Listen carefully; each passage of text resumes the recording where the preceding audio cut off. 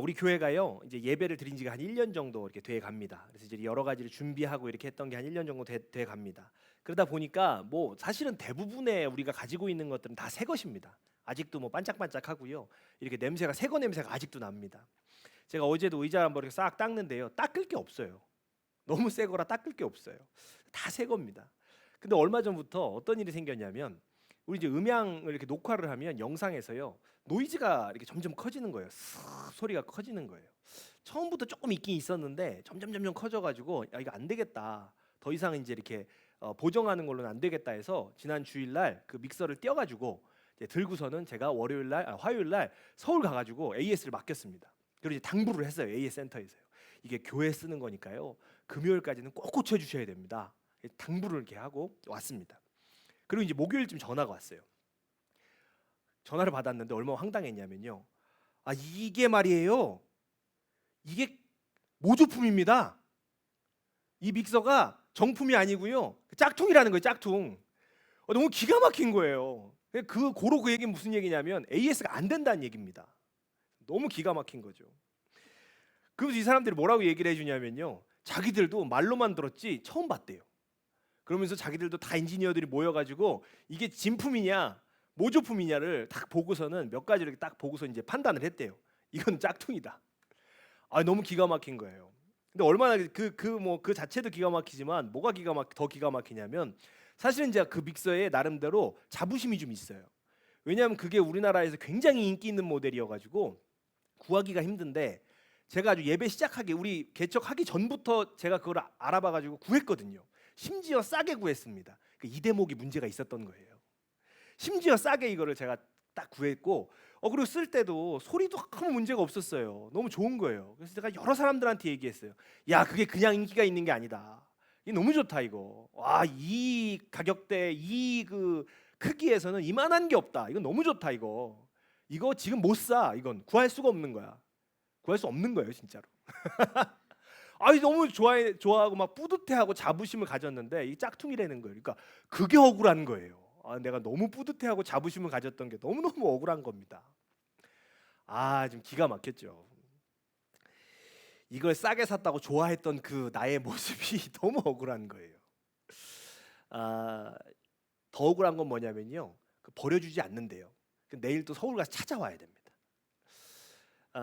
참 사실은 우리가 살다 보면은요. 인생에서 억울한 일을 당할 때가 있습니다. 이거 뭐 이런 일들은 억울한 일에 속하지도 않죠 사실. 우리의 삶 가운데서는요 이보다 얼마나 더 원통하고 또 얼마나 속상하고 고통스럽고 어려운 그 일들이 그 억울한 일들이 더 많냐는 거예요. 살다 보면 우리가 이 억울한 일들을 당하게 돼요.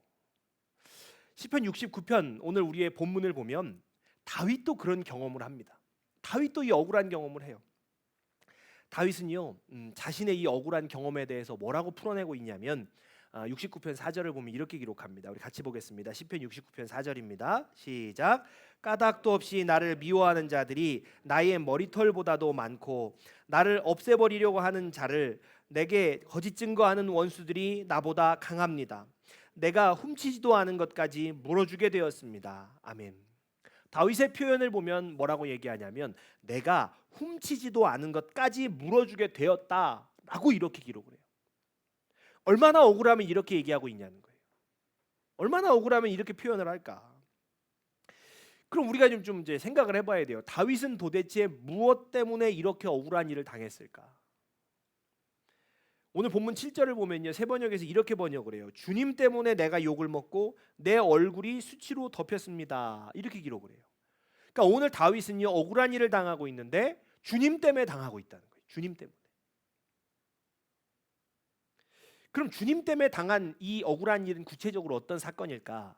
우리 성경을 좀 보겠습니다. 69편 9절입니다. 시편 69편 9절 같이 보겠습니다. 시작. 주님의 집에 쏟은 내 열정이 내 안에서 불처럼 타고 있습니다. 그러나 주님을 모욕하는 자들의 모욕이 나에게로 쏟아집니다. 아멘. 다윗은요 주님의 집에 쏟은 열정 때문에 내가 지금 비난받고 있다는 거예요. 주님의 집에 쏟은 열정 때문에 내가 이 억울한 일을 당하고 있다. 오늘 성경은 그렇게 기록을 하죠. 그리고 여기 이제 주님의 집이 이 뭐라고 기록되어 있냐면 히브리어로 보면 바이트라는 단어로 기록이 되어 있는데 이 바이트는 성전을 이야기하는 거예요. 자, 그런데 여기 좀 이상한 건 뭐냐면요. 다윗의 시대에는 성전이 없었어요. 솔로몬 때 지었으니까요. 그러면 성전을 향한 다윗의 이 열정, 이 억울한 일을 당하게 하는 이 열정은 무엇이냐는 거죠. 사무엘하 7장을 보면은요. 다윗이 나단에게 이런 얘기를 합니다. 자신은 이 백향목으로 지은 좋은 이 궁전에, 이 좋은 집에 살고 있는데 하나님은 지금 천막으로 되어 있는 휘장 가운데 계신다는 거예요.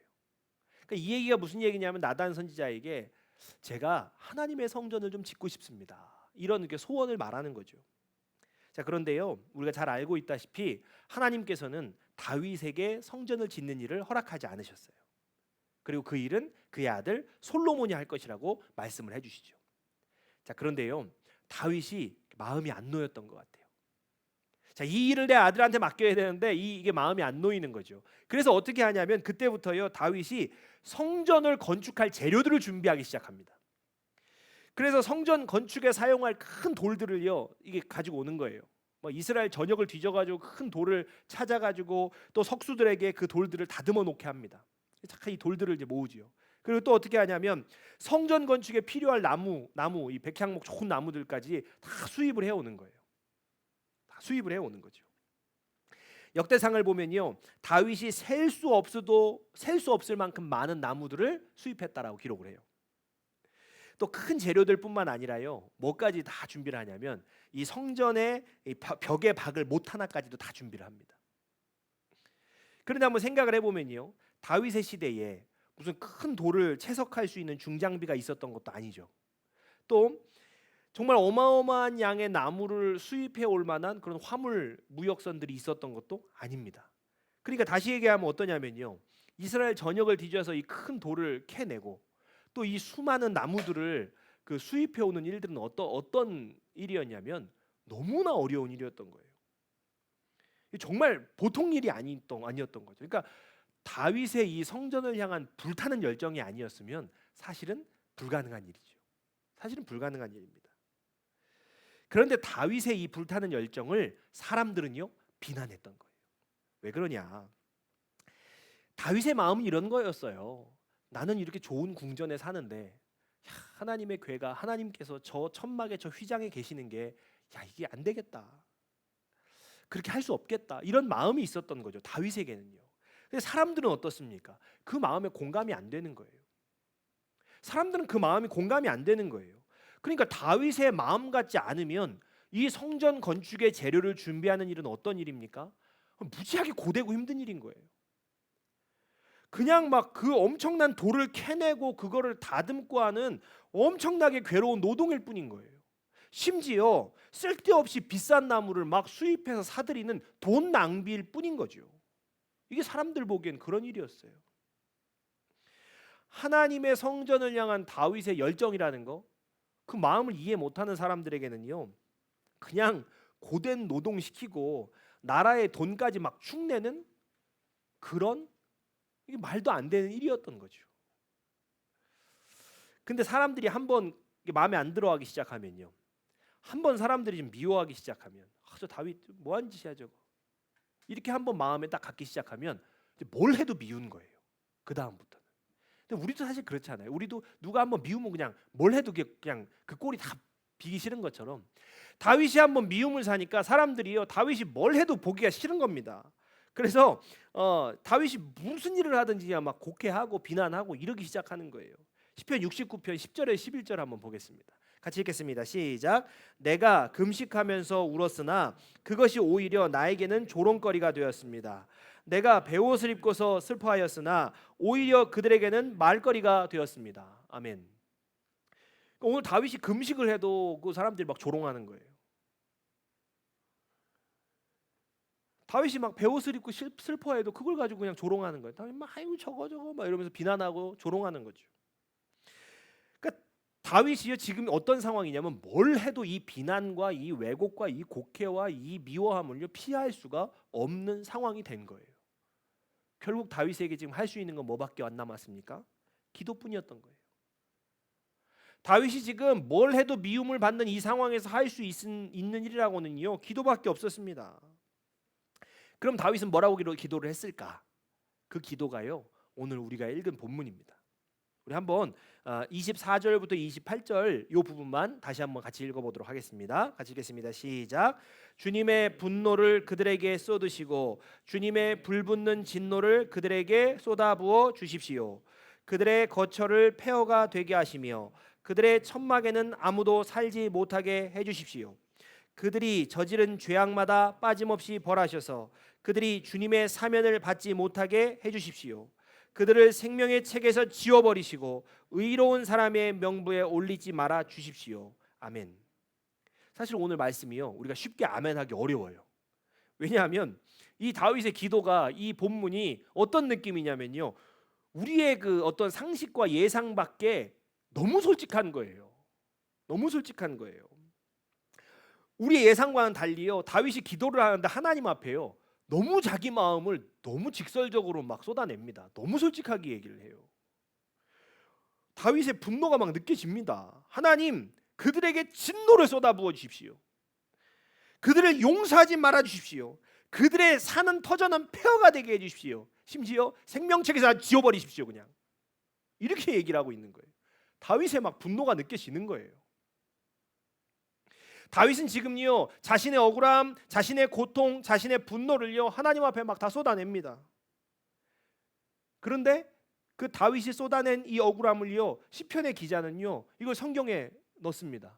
시편으로 포함시킵니다. 그러니까 다시 얘기하면 어떤 얘기냐면, 하나님께서요, 이 저주에 가까운 다윗의 호소를, 저놈들 좀 혼내주십시오, 저놈 가만두지 마십시오, 아주 구원도 해주지 마십시오라고 이 쏟아붓고 있는 다윗의 이 호소를요, 하나님은요, 기도로 받아주셨다는 거예요. 이거 하나님 기도로 인정하셨다는 거예요. 우리가 하나님께요, 어떤 기도합니까? 우리의 필요를 구하는 기도합니다. 하나님 받아주실 거예요. 우리 그 믿음의 확신이 있습니다. 또 우리가 어떤 기도합니까? 하나님 찬양하는 기도를 하지요. 또 우리가 때로는 결단하기도 하고 회개하는 기도를 합니다. 그거 하나님께서 받아주실 거라는 거 우리 압니다. 우리 믿습니다. 자, 그런데 이게 오늘 다윗의 이 고백은 어떻습니까? 남을 욕하는 건지, 심지어는 이게 막 저주를 퍼붓는 것 같잖아요. 근데 이 울부짖음도 하나님이 기도로 받아주셨다는 거예요. 어떻게 그럴 수 있을까? 왜 하나님은 이런 울부짖음도, 그냥 우는 것도 아니잖아요. 저놈들을 아주 생명책에 지워달라고 하는 그 저주를 막 퍼붓는 그 울부짖음도 하나님 어째서 기도로 받아주셨을까? 우리가 한 가지 좀 생각을 해봐야 됩니다. 좀 돈 있고 힘 있는 사람이요, 억울한 일을 당했다고 가정을 하는 겁니다. 사실 돈 있고 힘 있는 사람은 억울한 일도 잘 안 당하긴 하는데요, 이제 그런 사람이 억울한 일을 당했다라고 생각하면 이 사람이 하나님 앞에 막 호소하고 울부짖을 필요가 있을까요? 아니에요. 그냥 자신의 힘과 자신의 돈으로 응징하면 됩니다. 또 이런 사람이 있어요. 돈도 없고 힘도 없어요. 근데 주변에 돈 있고 힘 있는 사람이 있어요. 그런 벗이 있는 사람이 있어요. 그럼 이 사람은 어떻게 하면 되겠습니까? 억울한 일 당했을 때요, 가서 얘기하는 거예요. 대신 좀 어떻게 좀 해달라고. 자, 그렇게 하는 거예요. 자, 그러면 정말 억울해요. 정말 이 분한 일이 있어요. 자, 그런데 하나님께 그 억울함과 그 고통을 울부짖으며 호소하는 사람은 어떤 사람이냐는 거예요.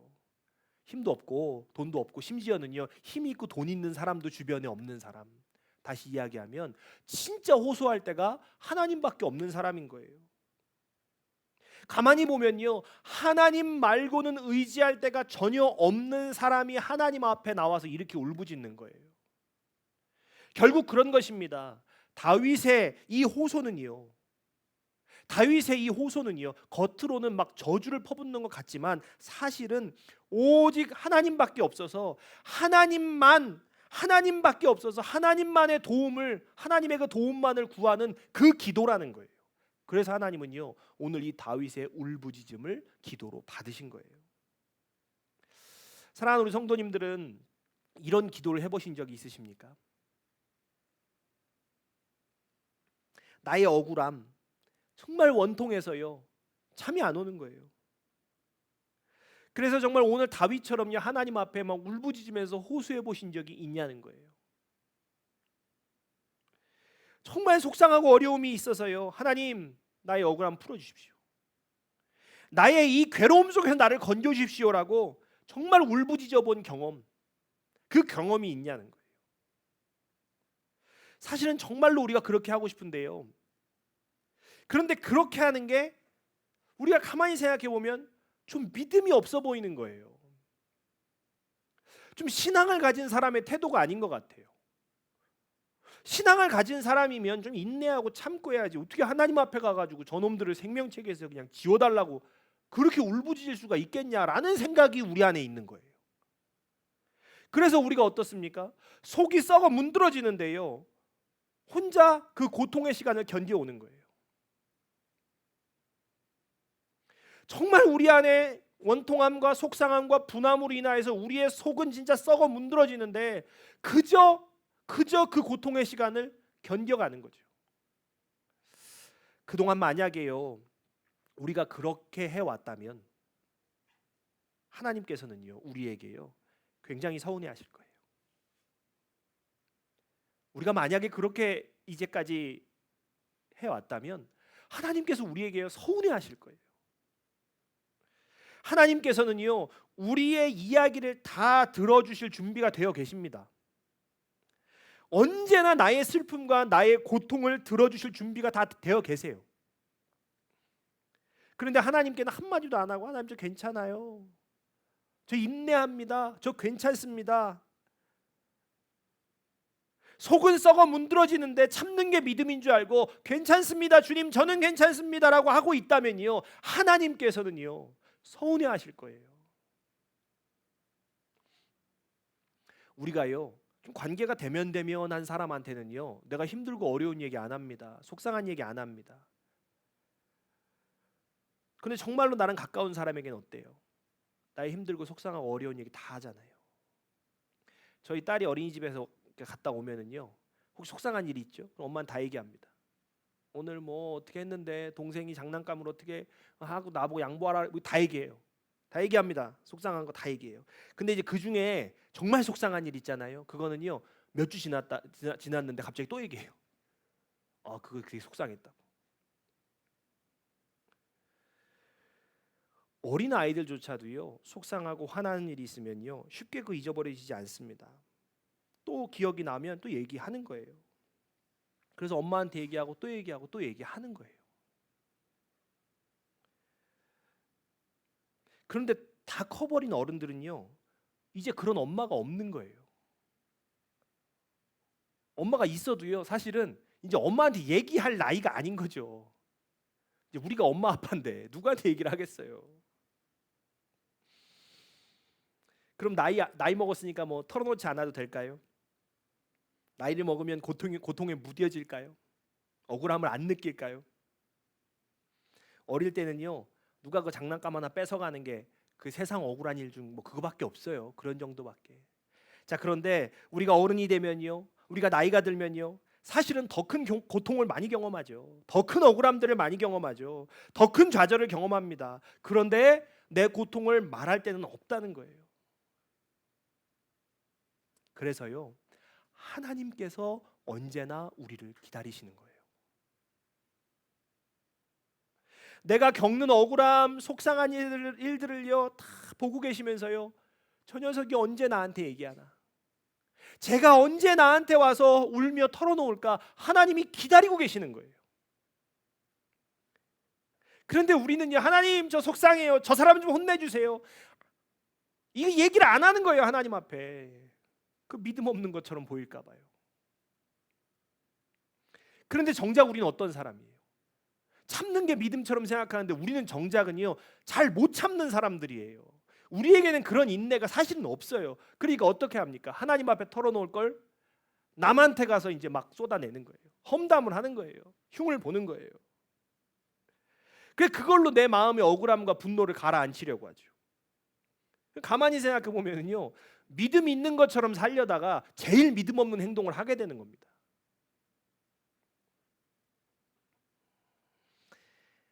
다윗은요 하나님께 털어놨어요. 다윗은 그 억울함을, 속상함을 하나님께 털어놨습니다. 너무 억울하고 화가 나서 뭐라고 합니까? 하나님 저거 생명책 지워버리십시오. 하나님 저 사람들 저거 생명책 지워버리십시오. 그리고 그 긴 하소연 끝에요 다윗이 뭐라고 고백하냐면 그 그 하나님 앞에 막 울부짖고 나서 하나님 앞에 울부짖고 다윗이 뭐라고 고백하냐면요, 이렇게 고백을 해요. 시편 69편 33절에 34절 같이 보겠습니다. 시작. 주님은 가난한 사람의 소리를 들으시는 분이므로 갇혀 있는 사람들을 모르는 채 하지 않으신다. 하늘아 땅아 주님을 찬양하여라. 바다와 그 속에 살고 있는 모든 생물아 주님을 찬양하여라. 아멘. 가만히 보면 좀 이상해요. 실컷 저주를 퍼붓다가요, 갑자기 다윗이 뭐라고 합니까? 주님을 찬양하여라. 심지어 하늘아 땅아 주님을 다 찬양하여라 이러고 있는 거예요. 이게 어떤 의미일까? 어떤 뜻일까? 혹시 우리가 이제 길을 걷다가요, 갑자기 이런 생각이 들 때가 있어요. 저 꽃들 참 예쁘다. 와, 오늘 하늘 참 예쁘다. 이야, 저 산이 참 너무 예쁘다. 세상이 너무 아름답다. 이렇게 느끼고 감탄할 때가 있습니다. 언제 그럴까요? 사람이요, 하나님께서 지으신 세상이 아름다워 보이는 순간은요, 그 마음이 평안할 때입니다. 우리가 막 스트레스 받고 속상하면요, 예쁜 게 예뻐 보이지 않아요. 우리 학생들을 보면 벚꽃이 언제 피냐면요, 중간고사 때 펴요. 그래서 벚꽃의 꽃말이 중간고사라 그러잖아요.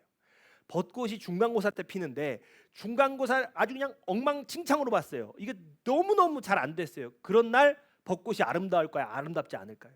아니요. 그런 날은 학교 그 교정에 펴 있는 벚꽃을 보면서 뭐라고 합니까? 왜 저렇게 벚꽃은 펴 있고 난리야? 라고 생각을 해요. 사람의 마음이요, 평안하지 않으면, 사람의 마음이 평안하지 않으면 세상이 아름다워 보이지 않습니다. 온갖 스트레스에 시달릴 때는 하늘 볼 여유조차도 없어요. 세상이 아름다워 보일 때, 땅이, 하늘이, 꽃이, 이 산이 아름다워 보일 때가 언제입니까? 우리의 마음이 평안할 때예요. 그럼 다윗이 오늘 하늘아 땅아 찬양하여라, 어떤 상태예요? 평안한 상태라는 거예요. 왜 평안해졌습니까? 자신 안에 있는 분노, 자신 안에 있는 억울함, 고통을요, 하나님께 다 쏟아냈기 때문이에요. 그래서 다윗은 평안해진 것입니다.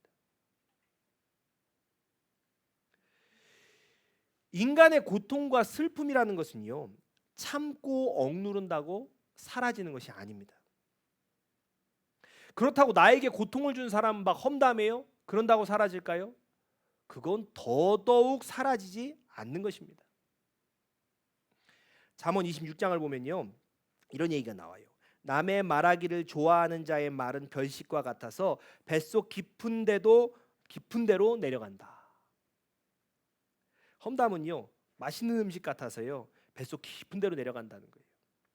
험담은 맛있는 음식 같아서요, 한 번 하면 계속 하게 되는 거예요. 자, 그런데 험담을 계속 하려 그러면요, 이거 뭐 그렇게 하려면 어떻게 해야 됩니까? 그때의 괴로웠던 기억과 감정을 잊으면 안 돼요. 이걸 유지를 해야 그 텐션으로 이 험담을 할 수가 있어요.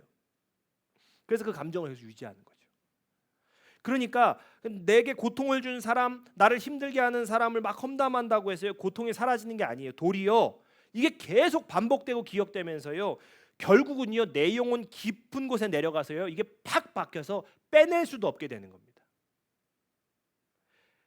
그러니까 하나님께서는요, 우리에게 뭐라고 말씀하시냐면, 내게 와서 저주를 쏟아 부어도 괜찮으니까 나한테 하라는 거예요.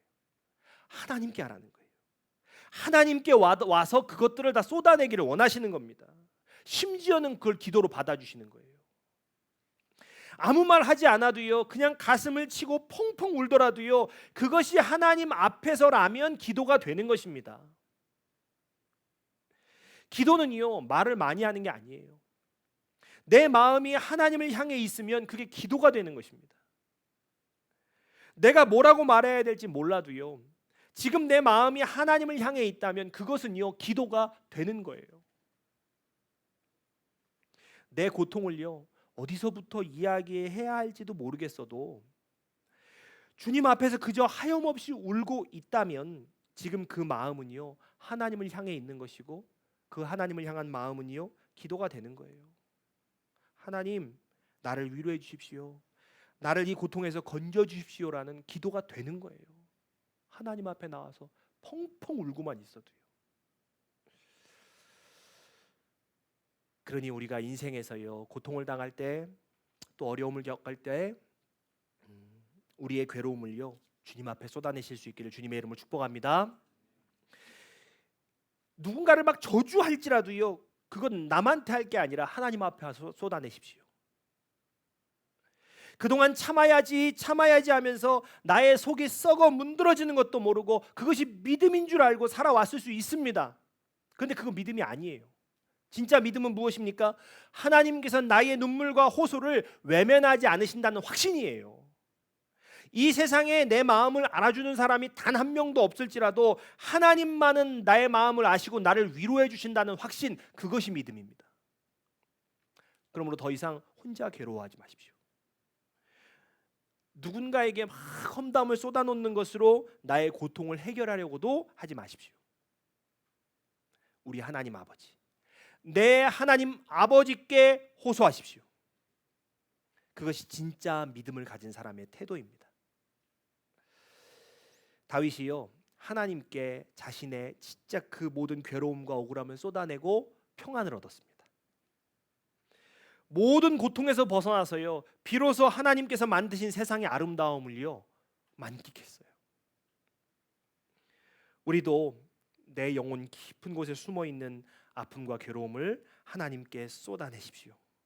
하나님께 쏟아낼 때 평안에 이르게 될 줄로 믿습니다. 우리가 비로소 평안을 얻을 때요, 우리의 삶의 작은 것 하나에도 감탄하고 아름다움을 느끼며 감사를 고백할 수 있게 됩니다. 나를 둘러싼 이 세상과 내게 주어진 인생에 비로소요 기쁨을 느끼며 살아갈 수 있는 것입니다. 나의 모든 고통을 받아주시는 아버지의 그 사랑으로 참된 자유와 기쁨을 얻으시는 저와 여러분 되시기를 주의 이름으로 축복합니다. 우리가 찬양하고 기도하겠습니다.